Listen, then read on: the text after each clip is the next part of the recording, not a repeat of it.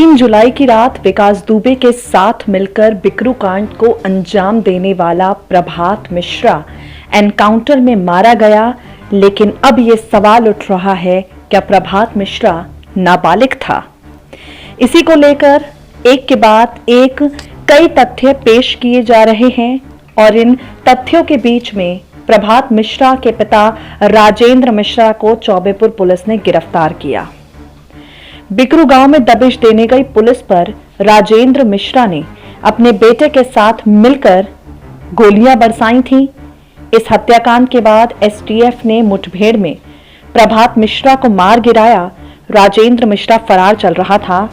Police की गिरफ्त में आने के बाद प्रभात के पिता राजेंद्र ने कई गंभीर खुलासे किए हैं और सबसे पहली बात ये कही, जैसा मेरे बेटे ने कर्म किया वैसा मेरे बेटे को फल मिला।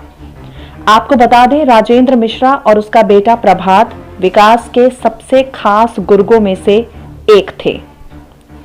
राजेंद्र मिश्रा ने बताया, घटना की रात विकास दुबे ने जेसीबी लगवाई। इस घटना को अंजाम देने के लिए लोगों को इकट्ठा किया, बाहर से बदमाशों को बुलाया। विकास ने सभी को छत पर भेज दिया और कहा, जैसे ही पुलिसकर्मी पहुंचे फायरिंग शुरू कर देना।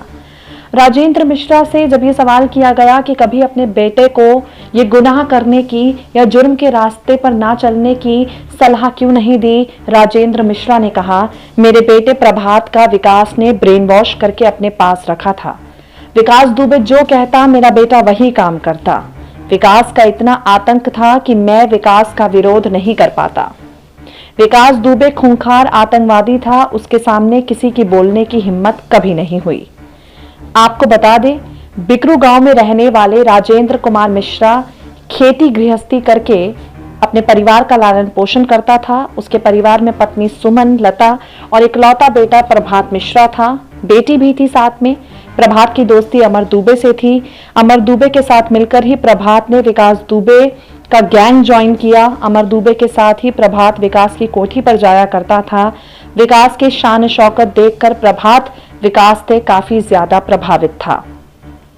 आपको बता दें, प्रभात द्वारा फेसबुक पर जो पोस्ट किए गए उन्हें देखकर साफ पता चलता है कि वो बेहद शातिर था।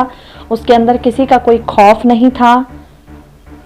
8 पुलिसकर्मियों की हत्या करने के बाद 7 जुलाई को प्रभात को फरीदाबाद से गिरफ्तार किया गया और एनकाउंटर में 8 जुलाई को मुठभेड़ के दौरान वो मारा गया। SPN 9 न्यूज़ रूम की रिपोर्ट।